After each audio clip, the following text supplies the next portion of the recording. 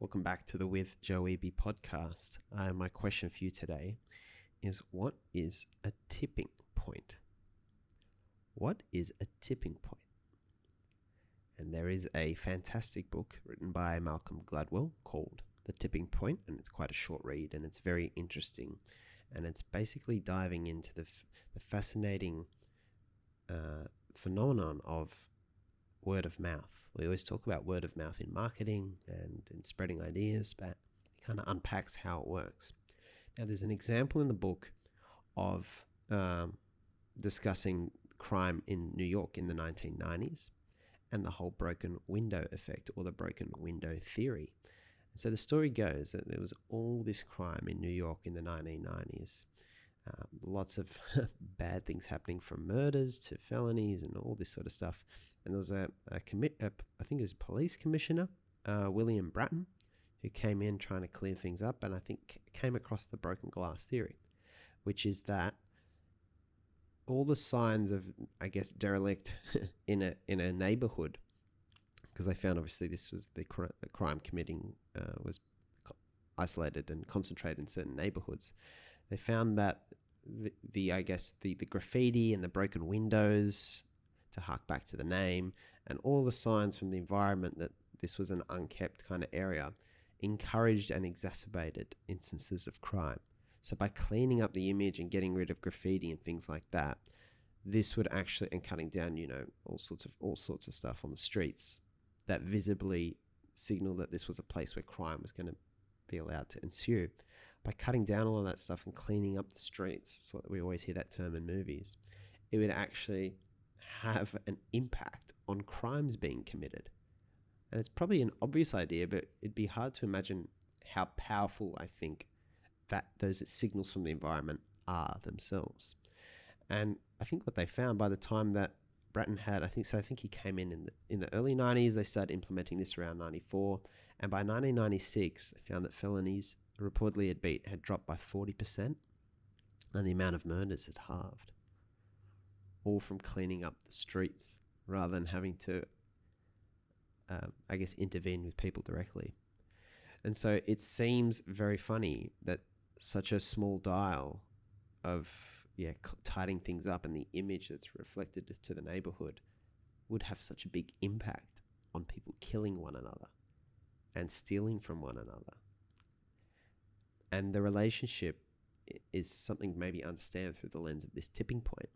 So the idea of the tipping point I want to talk about, something we referred to in the previous episode. We talked about momentum and compounding returns. And when you think about it, this crime is almost a compounding return. It's reached a point where there's so much criminal activity going on, it's almost insane. What happens is that there's actually a small area of focus that energy and attention was put into, and effort was put into, that had a massive impact. And you get to a point where that environment, the signals from that environment, stop triggering crime as powerfully, and the results are very dramatic. So it's the idea of the tipping point, that momentum builds up to this point known as the tipping point, and it's after that point almost that things get magically easier and the returns compound more, but the effort is less. If we're making the right investment, that is. So give another example that's very current is coronavirus, right? Or any virus. If you think about how a virus spreads, it's going from host to host. And if it goes to too many hosts in one area, it's all encompassing and it will almost take over an area and then spread virally. And that's where we get that word viral from, and viral growth, because viruses grow that quick, and coronavirus was an incredible example of that. Now, in cities like Sydney, so right now when I'm recording this in December 2020, there's been another, little burst of cases again.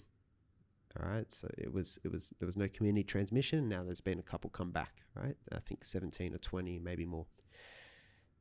Okay, but that's still manageable. We're also looking at the rate of that growth, right? So how quick are the cases kind of growing shows how dramatic we need to be in cutting them off, because there's a tipping point. This is what happened in other parts of the world, I guess, like Italy and things like that.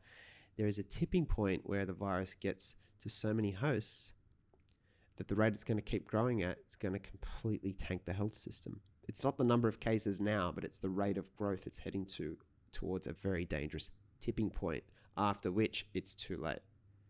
That's what the tipping point kind of is. It's that kind of no return for whatever that compounding force is. So while there's 20 cases in my state in Australia, it's manageable. It hasn't breached the tipping point. But if it starts to increase more rapidly, it looks like we're going to head towards the tipping point, and that's when the health authorities intervene early. Whereas a lot of people are looking at it saying, oh, there's not that many cases at the moment. But obviously people are very bad at understanding compounding returns. Otherwise we'd access them much more often. But few people do, or certainly consciously. And so that's the idea. A virus is a very good example of that. It literally spreads from person to person, and its results can compound, because it starts to go through a whole population real quickly after it reaches a tipping point where so many people have it, you can't avoid it. So people start catching it more quickly.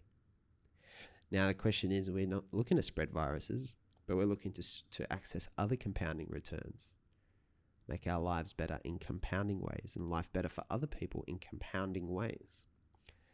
This is what we talk about even with the $1,000. So when a movement takes hold, which is what's talked about in the tipping point, you don't have to recruit every person one by one.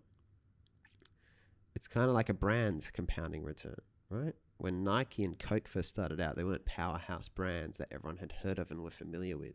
But the more and more people who use them, the more and more familiar other people become with them. And then it gets easier and easier to make sales over larger and larger areas of Coke and Nike, because they continually brand themselves over time as companies and have done a remarkable job of doing so. So it's really interesting. We come back to now earlier episodes. So episode 58, episode 59. So that's when we talked about why action, not thinking, will bring you the clarity you seek. And then we're talking about quick feedback loops. Obviously, we talked about momentum, compounding returns in the last episode. And that's where all these ideas kind of fold back on top of each other and relate to one another. So just to synthesize those, if you think about a quick feedback loop and making decisions based on the information you have in the room and not getting stuck in the room you're in life or work or whatever it is for too long, right? And getting stuck there, you slow down your momentum, firstly, because you're not building that momentum. So in other words, if you're the virus, you're only infecting a couple of people, you're not making a splash, and then you're basically taking a break from infecting people. But while you've taken a break from infecting people, your momentum's suspended because those people are getting better. So pausing pauses momentum. It really slows down the journey. What was the other example I want to talk about? I was thinking of talking about footy players, because I know there's a couple of footy players in Australia who went to prison at the peak of their careers. So Brett Stewart, Jack DeBellin, not went to prison, caught up in long court cases. And when their careers were white hot, they were playing representative footy. But then it happens right in the middle of their career, completely stalls the momentum, right? They if they make it back, I'm still waiting. Jack DeBellin plays for my team to see what happens with him and if he's going to come back. He'll have to pick up momentum again. And even the same example with that whole broken glass effect. If you only clean up a couple of windows and leave the rest of the street looking pretty shit, or the neighborhood looking pretty shit, it's not going to really deliver. The momentum hasn't been built up sufficiently to overcome the power of that broken window effect. But there is a tipping point after which it looks sufficiently clean that it will have that massive impact, and it'll be a massive impact, not just a small impact. So it's not even the effort that goes in, the results that come out are not even. In a compounding return, it's the opposite. It's just all the effort goes into actually breaking into the tipping point. That's the point we're trying to get across. And I believe this is true of so many areas in life, even within our own psychology and our internal experience of life. Getting through the tipping point of understanding the world and getting rid of negative and limiting ideas in your head. Because once you get rid of them, you're able to go do things, right? It's like if you were afraid to ride a bike, as soon as you reach the tipping point of being confident to ride your bike on your own, you'll keep riding your bike and exercising and doing other things as well, and you'll never actually lose, and you get the compounding return off riding a bike. I mean, you can pick any example you want, but the point of relating it to the earlier episodes is that we need the journey, we need to build up the momentum. And what I was discussing is what I understand the best way is to build up the momentum to that tipping point where that wall you think you can't climb right now suddenly collapses. But you need the feedback loops to do that. And that's why being okay with feedback, and you can look into, I'm not going to talk about it now, but fixed versus growth mindset, and what you'll find is the growth mindset person, so research by Carol Dweck, growth mindset person doesn't really have much of a problem with failure, whereas someone with a fixed mindset has too much of their self-esteem to attach to all the things they're doing, and it stops them from seeking feedback, from seeking failure, from seeking the iteration required to grow. So if you can imagine what I'm talking about, think about a high school example where you've got an essay task due and it's a month away, and you take your time because you're a bit nervous about your writing, you don't believe your writing's that good for the essay, and it takes you 2 weeks, you're really scared, you have a draft, you send it to your teacher afraid she's going to tell you it's no good, and she tells you all the problems with it. Finally, you've gone after 2 weeks, and then you're a bit upset that it was such negative feedback, you wait, and then you do sort of okay on the test. Now imagine a different person who writes an essay in the first week and gets feedback on it. It's not that good. Okay, I write another draft the next week, improving on the first one. I get feedback again. Oh, it's a bit better. Third week, a third draft. So you see the quick feedback loops here, intentional quick feedback loops. And then by the time they get to submission or the exam, whatever it is, there's been so much feedback and iteration and improvement that they're way better off. And that's the idea of action, not thinking. So not sitting there thinking about it, but actually planning out the intervals and doing things and getting the feedback. So what does that look like out in the world for what you need to do now? What does that look like? And to understand this even further, you can talk about the bucket. We talked about that a couple of episodes ago. Remember, seashells on the beach. You have the first shells you find on the beach, but if you keep walking along the beach, you keep finding better shells, and suddenly things can't fit in your bucket. So you've got to take the worst shells you started with out and put better stuff in. All right, so that's like all our lives. For everything, that bucket principle applies. So think about that for your life. That bucket thing is building momentum. Sorry for knocking the microphone again, George. That bucket is building momentum. Improving the things in your bucket helps you deliver compounding returns, and you slowly upgrade that over time. So that was a couple of episodes ago. If you need to do that, and the other metaphor, of course, is the 1,000 doors. So at the end of every episode, I always say, the best way to open 1,000 doors for you is to concentrate on opening doors for others. But when you think about the 1,000 doors, about, just going through that first room, and then in that first room, there'll be 2-3 more doors. So the first room in this example today is like your first draft. The point of the first draft is just to get feedback. Do I like this? Is the writing style good? Am I on the right path? That's the point of the first door you open. It's not to figure out whole life or be awesome at everything straight away. So that's the point of the first door and the first room you go into, is the feedback. That's why you want a quick feedback loop. You don't want to take forever to figure it out. But then after that, you can get into the second room. You open the second door.